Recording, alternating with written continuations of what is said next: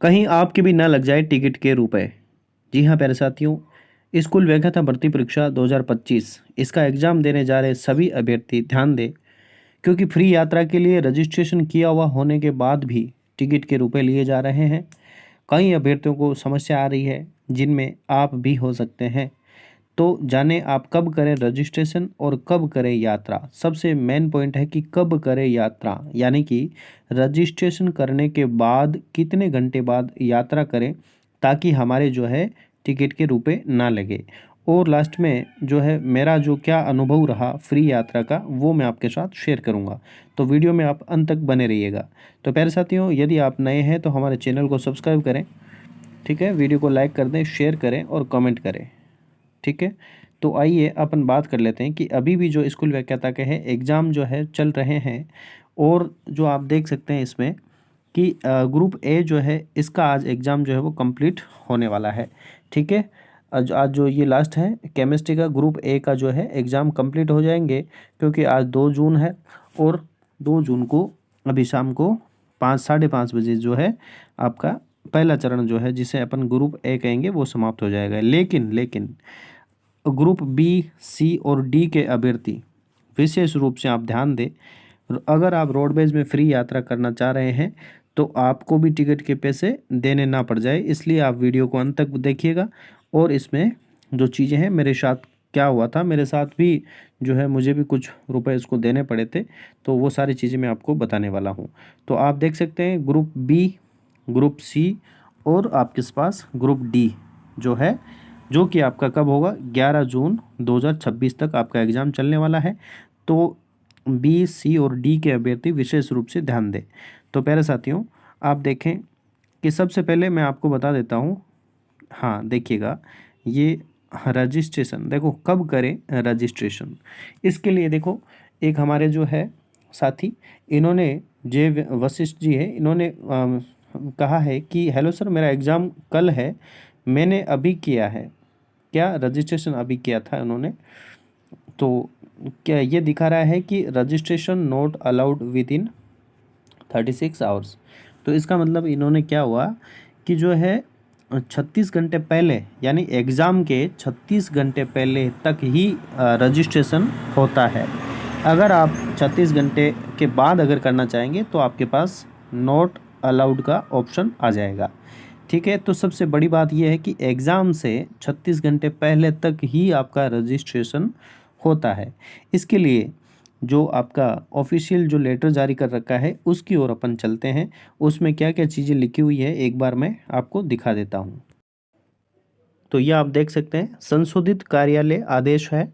ये पहले आप केवल और केवल एडमिट कार्ड के द्वारा ही फ्री यात्रा कर सकते थे, लेकिन संशोधन करने के बाद जो आदेश जारी किया गया है वो आपका 27/5 को जारी हुआ था। इसमें क्या है, तो ये जो है आप सभी को पता है कि जो फ्री यात्रा का जो लाभ है वो परीक्षा से 2 दिन पूर्व है और परीक्षा की दिनांक और परीक्षा से 2 दिन बाद तक ये आपका वैलिड रहता है, यानी निःशुल्क यात्रा इस दिन तक करवाई जाती है, ठीक है। तो इसके अनुसार आप देखें तो पहले चरण में अभ्यर्थी का क्या होता है कि जो है अभ्यर्थी द्वारा पंजीकरण करवाना होता है, जो कि आपने हमारा पिछला वीडियो देख करके अपना पंजीकरण जो है सफलतापूर्वक संपन्न करवाया होगा। अगर आपने अभी तक नहीं देखा है तो चैनल पर जा करके वो वीडियो भी आप देख सकते हैं, जिसमें बिल्कुल आसानी से आप अपना रजिस्ट्रेशन किस प्रकार से कर सकते हैं वो सारे step by step 3 he step में बता रखा है।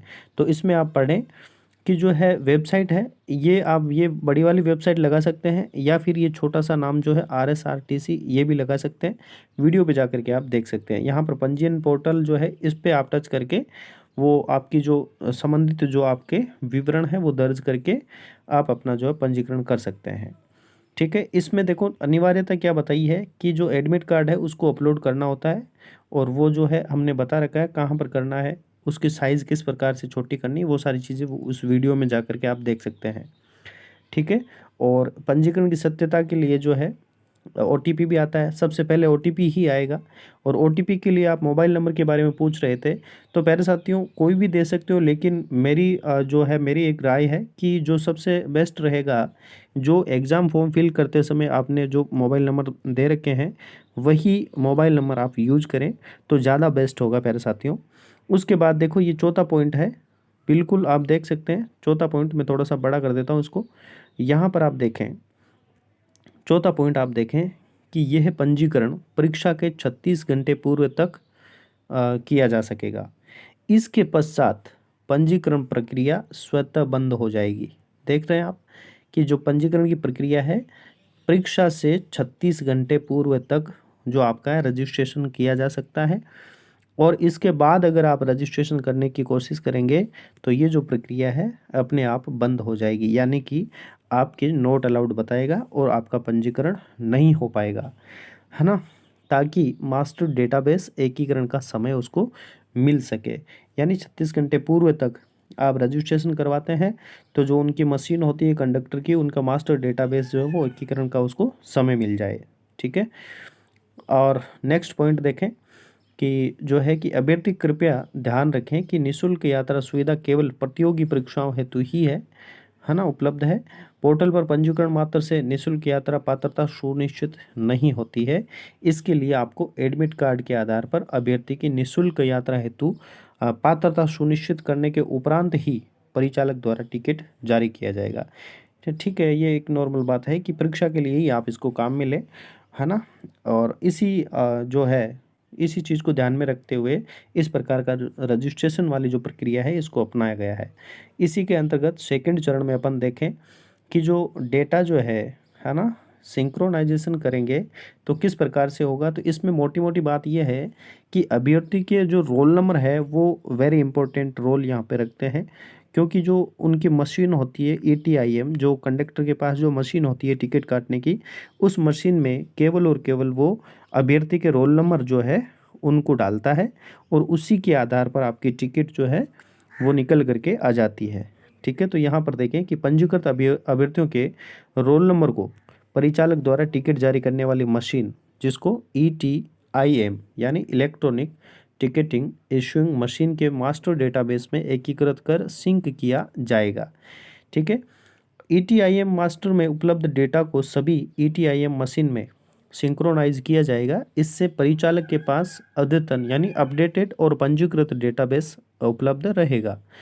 फिर तीसरा पॉइंट आप देखें, परिचालक द्वारा टिकट जारी करते समय निम्नानुसार रियल टाइम डेटाबेस का सत्यापन किया जाएगा, जिसमें क्या होगा कि जैसे मान लो जो कंपटीशन एग्जाम वाली श्रेणी है उसमें आप टिकट को जारी करते समय परिचालक परीक्षार्थी के एडमिट कार्ड के विवरण के आधार पर, यहाँ पर आप देख रहे हैं रोल नंबर ETIM में दर्ज करेंगे और इसी रोल नंबर के आधार पर आपकी टिकट जो है 00 पे कट जाएगी। अगर आपने रजिस्ट्रेशन नहीं किया है या फिर आप अवैध हैं तो आपका 00 से टिकट नहीं कटेगा, उसके लिए रुपए देने पड़ेंगे। आगे अगला पॉइंट देखें आप कि परिचालक द्वारा ETIM मशीन में इंद्राज यानी दर्ज किए जाने वाले रोल नंबर का ETIM मास्टर से स्वतः मिलान हो जाएगा। जैसे ही आपके रोल नंबर उस मशीन में डाले जाएंगे तो ऑटोमेटिकली वो मशीन जो है एक्सेप्ट कर लेगी और आपकी जो है 0 रुपये की जो स्लिप है वो कट जाएगी, टिकट जो है कट जाएगी और आप फ्री यात्रा का लाभ ले सकेंगे। नेक्स्ट है कि ETIM मशीन केवल ETIM मास्टर में उपलब्ध अर्थात वैध एवं पंजीकृत अभ्यर्थियों का ही टिकट जारी करेगी। तो यहाँ पर सबसे महत्वपूर्ण चीज़ देखना, अमान्य या गैर पंजीकृत रोल नंबर वाले यानी जिन्होंने पंजीकरण नहीं करवाया है या अमान्य जो है रोल नंबर है, ऐसे अभ्यर्थियों को, है ना, अब गैर पंजीकृत रोल नंबर वाले अभ्यर्थियों को बिना टिकट श्रेणी में रखा जाएगा। यानी कि जिन्होंने अगर रजिस्ट्रेशन नहीं किया हुआ है तो वो बिना टिकट वाले ही है, उनको फ्री यात्रा का लाभ नहीं मिलेगा। जिन्हें टिकट की पूरी राशि देकर, यहाँ पर देखो मैं थोड़ा सा जूम करूँगा कि जिन्हें टिकट की पूरी राशि देकर यात्रा करनी होगी। ठीक है। अगर आपने पंजीकरण नहीं करवाया है तो आपको टिकट की पूरी राशि देनी होगी। ये आपका सरकारी जो है आपका आदेश है। इसमें देखो थर्ड ऑप्शन क्या है कि निगरानी एवं MIS रिपोर्ट्स जो है इसमें सिस्टम द्वारा कुछ बिंदुएं उपलब्ध करवाई जाती है। तो ये आप देख सकते हैं इसमें क्या है, देखो ये अपन तरतीब चरण भी पढ़ लेते हैं कि सिस्टम द्वारा निम्नलिखित बिंदुओं पर रिपोर्ट्स उपलब्ध करवाई जाए, यानी कुल पंजीकरण, जारी किए गए टिकट, इन रिपोर्ट्स का उपयोग जांच, ऑडिट, समायोजन हेतु किया जाए। तो तो ये एटीएम देखो समायोजन किस प्रकार से करेगा, आप देख सकते हैं कि है ना। तो ये दोनों पॉइंट जो है आप देख सकते हैं कि जो फर्जीवाड़ा जो होता है, यानी जो वास्तव में अभ्यर्थी नहीं है, जो वास्तव में एग्ज़ाम देने नहीं जा रहा है और एडमिट कार्ड के साथ छेड़छानी करके जो फर्जी तरीके से यात्रा करते हैं, उनको रोकने के लिए ये दोनों पॉइंट्स हैं, ताकि जो है दोनों चीज़ें हैं हो जाए। और सबसे इम्पोर्टेंट जो है निरीक्षण वाला जो पॉइंट है, आप देख सकते हैं कि जो है अमान्य या गैर पंजीकृत रोल नंबर वाले अभ्यर्थी को टिकट की पूरी राशि देकर यात्रा करनी होगी, ठीक है। अन्यथा अन्यथा बिना टिकट यात्रियों के समान नियमानुसार कार्रवाई की जाएगी। तो ये बात वेरी इंपॉर्टेंट यहाँ पे निकल के आती है, ठीक है। और ये जो दो पॉइंट्स हैं, ये जो कंडक्टर्स होते हैं, परिचालक होते हैं, उनके लिए है कि उनको जो है उस मशीन में जो कुल पंजीकरण कितने हुए हैं, है ना, जारी की गई टिकट कितने हैं, वो सारी चीज़ें हैं जो जिसके आधार पर जो है फर्जी टिकट काटते हैं या फिर फर्जी यात्रा, जो फ्री यात्रा का लाभ उठाने वाले हैं, उन पे जो रोक लगाने के लिए ये सारी चीज़ें होती हैं। तो ये है जो सरकारी जो रिकॉर्ड है। तो इस प्रकार से वो आदेश आपने देखा है। तो अब जो कंक्लूजन है, जो उसकी जो मुख्य बात है, वो निकल के यही है कि आपको एग्ज़ाम से 36 घंटे पहले आपका अपना रजिस्ट्रेशन करवाना है, ठीक है। नेक्स्ट अपन बात कर लेते हैं क्वेश्चन नंबर अपना जो पॉइंट नंबर 2 कह सकते हैं कि रजिस्ट्रेशन के बाद कब करें यात्रा ताकि रुपए ना लगे। तो सबसे इम्पोर्टेंट बात यही है प्यारे साथियों, ये कहीं भी उस आदेश में भी नहीं लिखा हुआ है। ये जब बातें धरातल पे आई, जब हमने जो है एग्ज़ाम देने हम गए थे, तो हमारे सामने जो समस्या आई थी, तो कुछ अभ्यर्थियों ने जो है बातचीत के दौरान हमें जो है, मुझे ऐसा पता लगा कि यात्रा कब करें ताकि आपके जो है टिकट के पैसे ना लगे। तो मैं अपने अनुभव के आधार पर ये आपको बता रहा हूँ कि जो है मुझे ऐसा लगा कि अगर समय से जिस टाइम पर आपने रजिस्ट्रेशन करवाया है, ठीक है, तो उसके 24 घंटे बाद, है ना, 24 घंटे बाद अगर आप यात्रा करते हैं, ठीक है, 24 घंटे बाद आप यात्रा करते हैं, तब आपकी जो फ्री वाली जो है, जीरो वाली जो टिकट है, वो उस मशीन के द्वारा काट के दी जाती है। अन्यथा आपको जो है सारे के सारे रुपए, आपको जो जितना राशि होती है जो टिकट की, पूरी राशि आपको देनी पड़ सकती है। ऐसा मैं इसलिए कह रहा हूँ क्योंकि जैसे मान लो अब ऐसा 24 घंटा जो है, कैसे मैंने बताया है, जैसे मान लो आप देख सकते हैं कि जैसे आज 2 तारीख है, ठीक है, 2 जून है ना, 2026 है। आप जानते हैं कि जैसे एग्जाम्पल के लिए अपन ये करें, मैं आपको बता देता हूँ कि आप जैसे मान लो 2 जून है और आज आपने रजिस्ट्रेशन किया है, मान लो 10 बजे सुबह, 10 AM पे आपने रजिस्ट्रेशन किया है, समझ रहे, सुबह 10 AM पे रजिस्ट्रेशन किया है और आपको जो है 3 तारीख को जो यात्रा करनी है, अगर आपको 3 तारीख को यात्रा करनी है, तो अगर आप 10 बजे से पहले, 3 तारीख को 10 बजे से पहले अगर यात्रा करेंगे, तो आपकी जो है टिकट के पैसे लगेंगे। क्यों लगेंगे? क्योंकि ऐसा करने पर भले ही आपने रजिस्ट्रेशन कर रखा है, लेकिन रजिस्ट्रेशन इस समय पे हुआ है, 10 बजे हुआ है, और 3 तारीख को भी आप 10 बजे से पहले अगर आप 9 बजे या 10:59 पे 9:59 पे भी यात्रा करेंगे, तो आपकी जो मशीन है वो आपके रोल नंबर को एक्सेप्ट नहीं करेगी। जो मशीन है टिकट काटने वाली, वो आपके रोल नंबर एक्सेप्ट नहीं करेगी और मशीन में कुछ इस प्रकार से जो है नाम आएगा। ये मैंने वो जो हमारी बस के जो कंडक्टर थे, उनसे परमिशन लेकर के जो फ़ोटो है वो लिया था कि है ना। तो देखो इस प्रकार से जो अलर्ट है वो आपका जो आता है उस मशीन में, ठीक है, कि travel allowed 2 days before and 2 days after of exam date, यानी कि जो है आपका जो ट्रेवल है अलाउड करता है 2 days before and 2 days after of the exam के। तो 2 दिन पहले और 2 दिन बाद तक आपका जो है अलाउ करता है। तो इस प्रकार से जो है उस मशीन में जो आपके रोल नंबर एक्सेप्ट नहीं करके, इस प्रकार का जो है अलर्ट उस मशीन में आता है और आपको जो है सामान्य श्रेणी में, यानी एग्ज़ाम वाले श्रेणी में टिकट नहीं मिलेगा।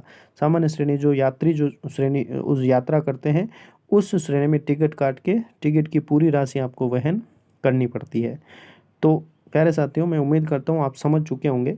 फिर भी मैं आपको एक बार बता देता हूँ कि अगर देखो रजिस्ट्रेशन के बाद कब करें यात्रा, यानी रजिस्ट्रेशन के 24 घंटे के बाद अगर आप यात्रा करते हैं तब आपकी जो रोल नंबर है वो उस मशीन में, टिकट वाली मशीन में अपडेट होते हैं और तब जा कर के आपके वो फैच होते हैं और मशीन आपके रोल नंबर को एक्सेप्ट करती है।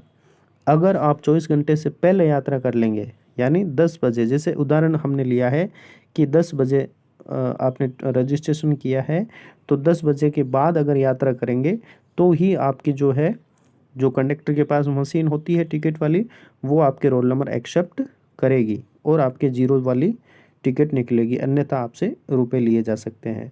हमारे साथ भी ऐसा हुआ था, वो मैं आपको अंत में बता दूंगा, ठीक है। मैं उम्मीद करता हूँ आप समझ चुके होंगे। अब देखो, एक हमारे स्टैंड अप परमार जी है साथी, इन्होंने पूछा कि प्रिंट निकलवाना भी है क्या, यानी जो रजिस्ट्रेशन जो स्लिप है उसका प्रिंट निकलवाना है क्या, शायद ये पूछ रहे हैं।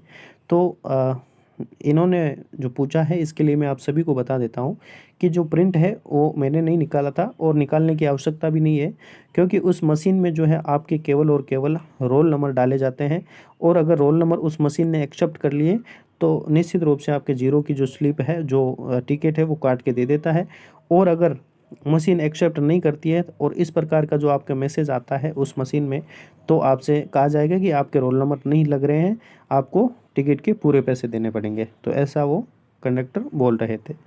अब नेक्स्ट है कि ये जो है ये एक्चुअली देखो, इनके कल के मैसेज आ रखे हैं कि सर ओटीपी नहीं आ रहा है, ओटीपी नहीं आ रहा है, ठीक है। ये हमारे साथी है एक अमित भाटी जी, इनकी भी ओटीपी नहीं आ रही थी, और श्रवण कुमार जी, इनकी भी ओटीपी नहीं आ रही थी। पायल माहेश्वरी जी, इन्होंने भी कहा कि ओटीपी नहीं आ रही है। तो प्यारे साथियों, कभी कभार सर्वर का भी इशू हो जाता है। तो आज जो है अभी, है ना, और ये कल शाम से ही वापस से ओटीपी शुरू हो चुकी है। तो ओटीपी बिल्कुल आ रही है, 5 से 10 सेकंड का जो समय है उसमें लिया जा रहा है ना। 5 से 10 सेकंड आप वेट करेंगे तो आपके फ़ोन पे, मोबाइल अंकों पे जो रजिस्टर्ड मोबाइल नंबर आप डालेंगे तो उस पे आपके ओटीपी आ जाएंगे। और कई बार होता है कि अपन जो रिचार्ज नहीं करवाते हैं और बंद पड़ी सिम होती है, यानी डीएक्टिवेट होती है, तब भी कभी कभार नहीं आता है, तो वो भी आप चेक कर लें। मैं उम्मीद करता हूँ कि अगर आपकी जो जो है सिम तो जो है बिल्कुल एक्टिवेट होगी, लेकिन कुछ इश्यू भी हो जाते हैं, जो नेटवर्क प्रॉब्लम भी हो जाती है ना, और सर्वर इशू भी हो जाती है। और कभी कभार अपन ये भी देखते हैं कि जो आजकल ये भी है कि अगर 2 दिन आपने रिचार्ज नहीं करवाया तो सिम डीएक्टिवेट भी हो जाती है, ऐसा भी है। इनकमिंग जो मैसेजेस है या कॉलिंग है वो नहीं हो पाती है, तो वो भी एक रीज़न हो सकता है। और अभी जो है मैंने चेक किया है, अभी साइट बिल्कुल चल रही है।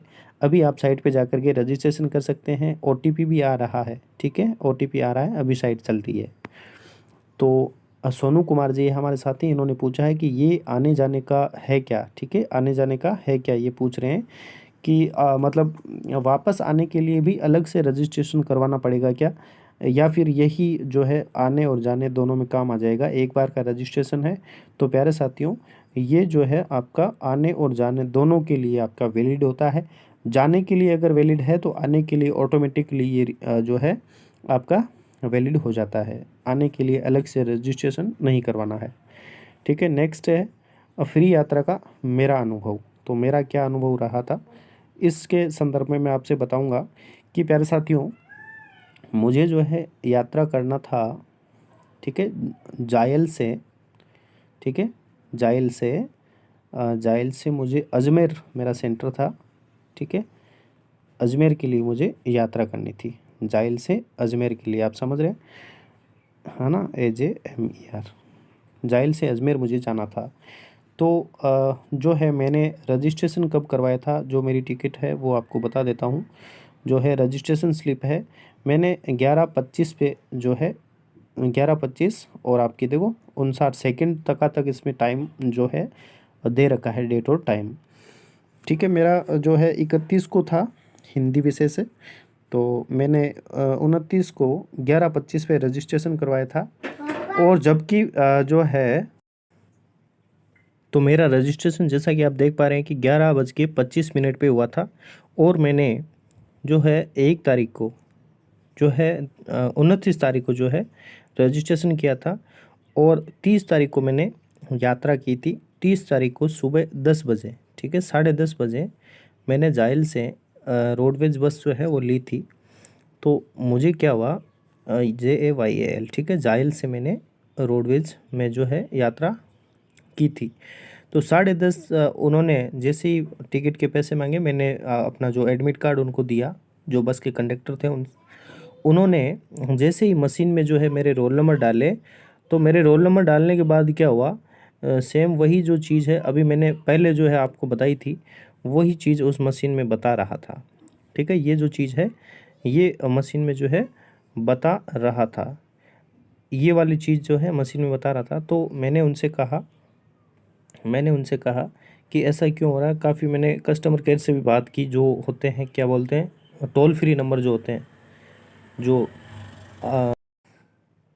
जो मुख्य प्रबंधक होते हैं, जो रोडवेज बस में भी जो आगे है ना केबिन की जो होती है वहाँ पे लिखे हुए होते हैं, तो वहाँ पर जो टोल फ्री नंबर भी थे वहाँ पर भी हमने कॉल किया। एक दो साथी और भी थे हमारे साथ, तो हमने कॉल किया तो वहाँ से जो जवाब है वो जवाब आया कि मशीन जो है आपके रोल नंबर एक्सेप्ट नहीं कर रही है, तो आपको टिकट के पूरे पैसे देने पड़ेंगे। ये उन्होंने, जो मुख्य प्रबंधक महोदय थे, उन्होंने कहा था। ठीक है, तो उसके बाद क्या हुआ कि जैसे ही मैंने कहा भाई चलो कोई नहीं, डीडवाना तक अपन टिकट ले लेते हैं। काफ़ी हमने बातचीत की कंडक्टर से और उन्होंने नहीं माना और उनकी मशीन ने भी एक्सेप्ट नहीं किया। जैसा कि मुख्य प्रबंधक महोदय ने कहा था कि अगर मशीन एक्सेप्ट नहीं करी तो आपको किराया देना पड़ेगा, तो हमने भी बिना किसी भी बात के उनको किराया दिया। फिर उसके बाद जैसे ही हम डीडवाना पहुँचे, ठीक है, डीडवाना पहुँचे, 1 घंटे का रास्ता है प्यारे साथियों, जाइल से आप डीडवाना पहुँचते हैं तो 1 घंटे का जो है रास्ता है। और डीडवाना पहुंचने के बाद हमें जो है 11:30 हो चुके थे। 11:30 पे मैं डीडवाना पहुंचा और वहां से जो है डीडवाना से अजमेर के लिए बस जो है वो लगी हुई थी। अजमेर के लिए उस बस में जैसे ही मैं चढ़ा और वहाँ के जो कंडक्टर थे, ऑलरेडी ऐसा ही ये प्रक्रिया चल रही थी। कुछ बच्चे उधर लालनू सुजानगढ़ की तरफ से आए थे, वो भी टिकट के लिए इसी प्रकार से कंडक्टर से जो है उनको कह रहे थे कि हमारी टिकट क्यों नहीं कर रहे हैं। बहुत सारे ऐसे बच्चे थे, उनको समस्या आ रही थी। तो अ, मतलब डीडवाना से अजमेर जाने वाली बस का जो कंडक्टर था, उसने जैसे ही मेरे रोल नंबर डाले तो मेरा जो टिकट है वो 0 का टिकट कट के आ गया था। तो डीडवाना से जाइल के लिए ये कटा था। इसलिए मैं आपको कह रहा हूँ कि जैसे मैंने 11:25 पे रजिस्ट्रेशन किया था, तो दूसरे दिन 11:30 पर मेरा जो रजिस्ट्रेशन है, जो टिकट है, वो 0 की टिकट कटी थी।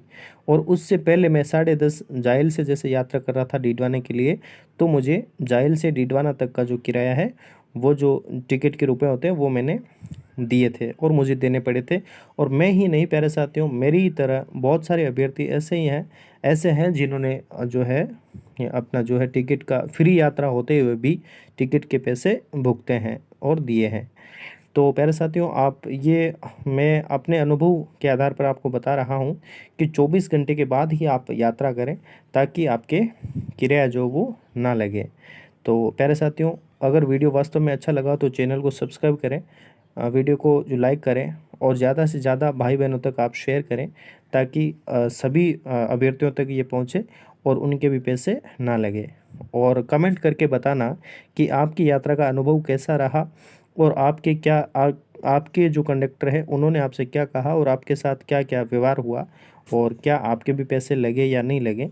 तो वो सारी चीज़ें आप कमेंट में मुझे बता सकते हैं। आपके सामने क्या समस्याएं आई या नहीं आई तो भी आप बता सकते हैं। वीडियो में अंत तक बने रहने के लिए आप सभी का बहुत बहुत धन्यवाद। थैंक यू प्यारे साथियों।